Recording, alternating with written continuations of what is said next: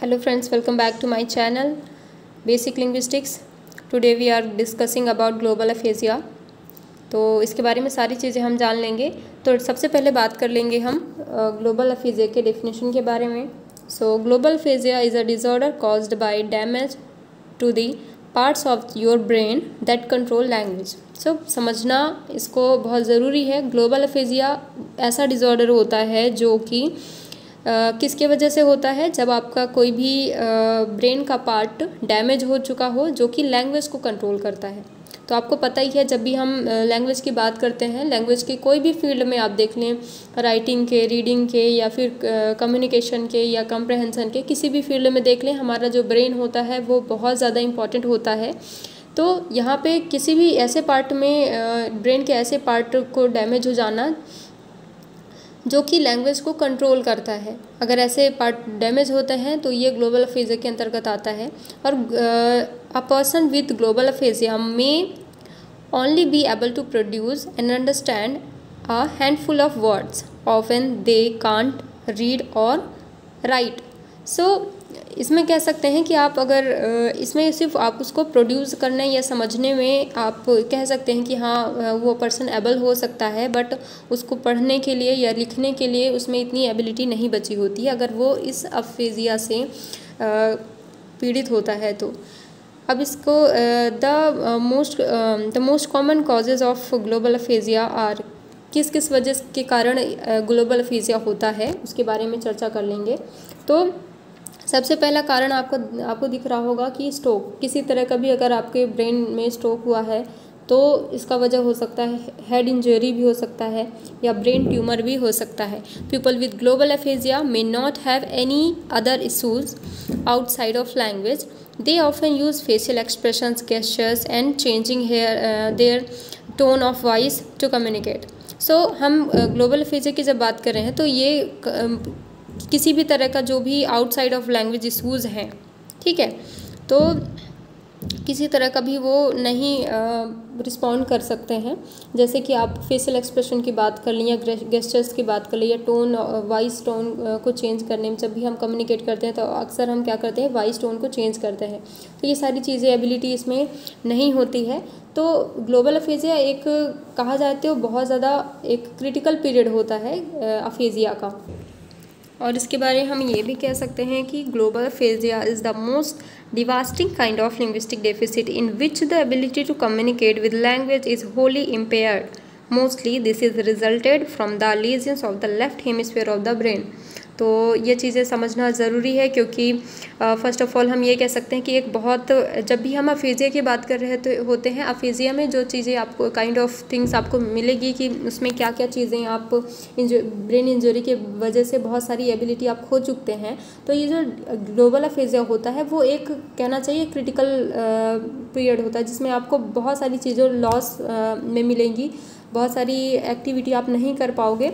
तो ये kind of कहना चाहिए इसमें आपको बहुत सारा, अगर आपको कभी भी ग्लोबल अफेजिया का पेशेंट दिखे या फिर आपको ऐसा कुछ लगे तो ये जो पीरियड होता है ये बहुत क्रिटिकल पीरियड होता है किसी भी अफेजिया पेशेंट्स के लिए।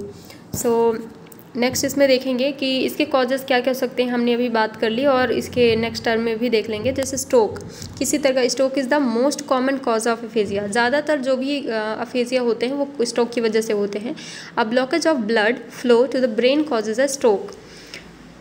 तो जो ब्रेन में कभी भी स्ट्रोक होता है ना, उसका मतलब होता है कि ब्लड का जो फ्लो है, ब्रेन में जो ब्लड का फ्लो होता है वो ब्लॉकेज हो जाता है। If the stroke occurs in your left hemisphere it can cause permanent damage of your language processing centres due to lack of oxygen. तो अब जैसे हेमिस्फीयर की बात करेंगे, हेमिस्फीयर के बारे में एक वीडियो मैंने ऑलरेडी डाल चुकी हूँ इसमें, तो आप अगर समझना है हेमिस्फीयर के बारे में, उनके वर्क के बारे में, तो आप वहाँ जाके वीडियो देख सकते हैं। पर अभी मैं थोड़ा सा बता दूँगी कि हेमिस्फीयर का क्या रोल है। तो खासकर लेफ़्ट हेमिस्फीयर, तो जैसे कि हम जानते हैं कि जो हमारा ब्रेन होता है उसमें दो हेमिस्फीयर पाए जाते हैं, एक लेफ़्ट हेमिस्फीयर, एक राइट हेमिस्फीयर। लेफ़्ट हेमिस्फीयर हमारे बहुत सारी एक्टिविटी को कंट्रोल करता है। जो है राइट हैंडेड पीपल रहते हैं उनमें जो लेफ़्ट हेमिस्फीयर रहता है वो ज़्यादा एक्टिव रहता है।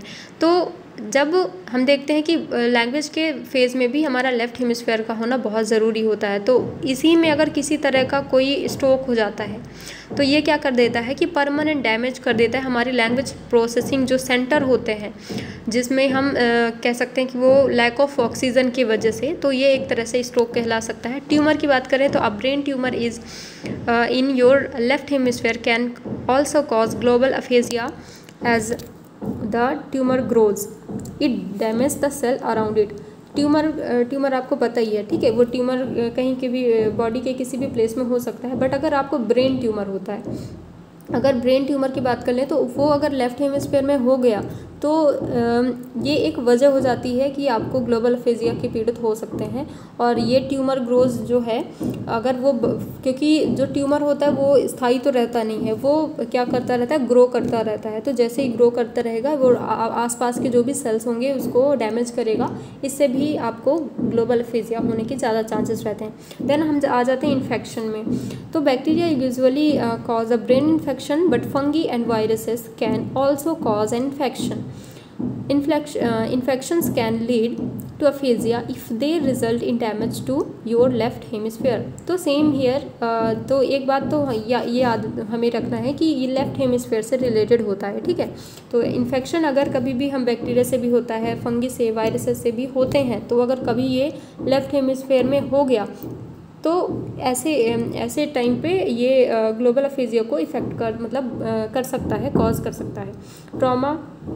ट्रॉमा भी यहाँ पे देख सकते हैं। Head injury can damage the part of your brain that controls language. Head injury often results from trauma like accidents और स्पोर्ट्स इंजरी। तो किसी भी तरह का अगर कोई स्पोर्ट्स से रिलेटेड है या फिर किसी तरह का एक्सीडेंट्स हो गया, तो हेड इंजरी अगर हुई है तो उसकी वजह से भी कई बार ग्लोबल अफेजिया हो जाते हैं। तो ये कुछ कॉजेज़ थे। फिर कुछ सिम्टम देख लेंगे कि आखिर ग्लोबल अफेजिया के सिम्टम क्या हो गए। अगर ग्लोबल अफेजिया हो जाता है हम कैसे पहचानेंगे। तो global aphasia is the most severe form of aphasia. ये चीज़ें इंपॉर्टेंट रखनी है। मोस्ट सीवियर फॉर्म होता है अफेजिया का। It can cause symptoms affecting all aspects of language ability. तो वो जो भी उसके सिम्टम होंगे वो आपके लैंग्वेज एबिलिटी में दिखने लग जाएगा। तो people with global aphasia have the inability और extreme difficulty of reading, writing, understanding, speech and speaking. तो जब किसी को भी अगर ग्लोबल अफेजिया होता है तो उसमें एक एक्सट्रीम डिफ़िकल्टी हो जाती है या इनएबिलिटी हो जाती है पढ़ने में, लिखने में, अंडरस्टैंडिंग जो भी स्पीच है उसको समझने में या बोलने में। दूसरी चीज़, some people with global aphasia can answer basic yes और no questions. They may also be able to say automatic phrase trusted source such as excuse me, other forms of communication including using face expression, gesture and changing tone of voice। सो ये चीज़ें कर सकते हैं, थोड़े बहुत इन सब चीज़ों में एक्टिव हो सकते हैं, बट पूरी चीज़ें नहीं कर सकते हैं। नेक्स्ट आपका आ जाएगा these are some of the ways of person with global aphasia may be trouble communicating. तो स्पीकिंग में होंगे, ठीक है, स्पीकिंग में ट्रबल होगा उनको। इनएबिलिटी टू स्पीक में होंगे trouble speaking and repeating speech. Speaking in sentence that are not understandable, कुछ भी बोलेंगे जो समझ में नहीं आएगा। Making grammatical mistakes also. Then language comprehension also there trouble understanding others, not correctly answering yes और no questions, trouble answering fast speech and needing longer time to normal to understand spoken text।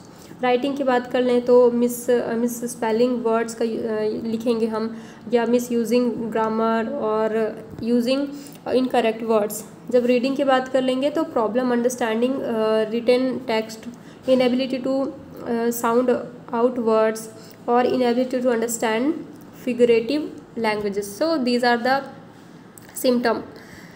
Next is diagnosing the condition. जब उस condition में है तो उसको diagnosis कैसे किया जा सकता है। So if your doctor suspects global aphasia, they will likely use a series of test to confirm the diagnosis. The test may include, कौन कौन से टेस्ट इंक्लूड रहेंगे इसमें? Physical exam, neurological exam, MRI। So they will also likely use test to assess your language ability. They test may include, कुछ language ability भी test कर सकते हैं, जैसे repeating the name of common object, asking yes or no question, or having your repeat words. And treatment क्या हो सकती है, तो स्पीच थेरेपी के द्वारा भी आपको ट्रीटमेंट दिया जा सकता है. The goals of speech therapy include, क्या क्या उसमें इंक्लूड होते हैं, restoring speech, then communicating to the best of your ability, जो भी आपकी बेस्ट एबिलिटी होती है उस वे में कम्युनिकेट करके, या फिर कह सकते हैं looking for alternating communication methods, कुछ मेथड्स यूज़ करके जिससे आपको कम्युनिकेशन में हेल्प मिल सके. फिर कुछ providing people with global aphasia and care givers with information about the condition. तो कई तरह के केयर गिवर्स भी होते हैं कि इस कंडीशन में कैसे उनको ट्रीट करना है. इस सारी कंडीशन को उनको बताने के बाद वो केयर गिवर्स रखते हैं ताकि उनको थोड़ा सा इनका ट्रीटमेंट थोड़ा ईजी हो जाए. विजुअल एक्शन थेरेपी भी इस्तेमाल की जाती है. Visual action therapy is often used when verbal treatments may be too advanced at the moment. कभी कभी क्या हो जाता है कि जो वर्बल ट्रीटमेंट्स होते हैं वो बहुत ज़्यादा एडवांस होते हैं, तो इस कंडीशन में विजुअल एक्शन थेरेपी का भी यूज़ किया जाता है. It doesn't use language at all, इसमें लैंग्वेज का यूज़ बिल्कुल नहीं किया जाता है. विजुअल, जैसे नाम से ही समझ में आ रहा है, visual action therapy. So visual action therapy teach people how to use gesture to communicate. बस वो जो इशारे करना सिखाएंगे, इसमें इशारों से बात कैसे कर सकते हैं या समझ कैसे सकते हैं उस चीज़ को, इसमें फोकस किया जाता है. Non invasive brain stimulation. So it is a relatively new area of treatment for aphasia. थोड़ा न्यू एरिया है ये अफेजिया को ट्रीटमेंट करने का. It uses techniques like transcranial magnetic stimulation TMS and transcranial direct current stimulation TDCS along with speech language therapy to help people recover language ability. So these are the treatment of global aphasia. So ये सारे चीज़ें I hope आप लोग को समझ में आई होगी global aphasia के बारे में. आई होप आप लोग को पसंद आई होगी ये video. Thank you so much for watching my videos. And please guys, अगर आप लोग को पसंद आती है अपने फ्रेंड्स से लाइक करें, सब्सक्राइब करवाएं और शेयर करें. Thank you so much.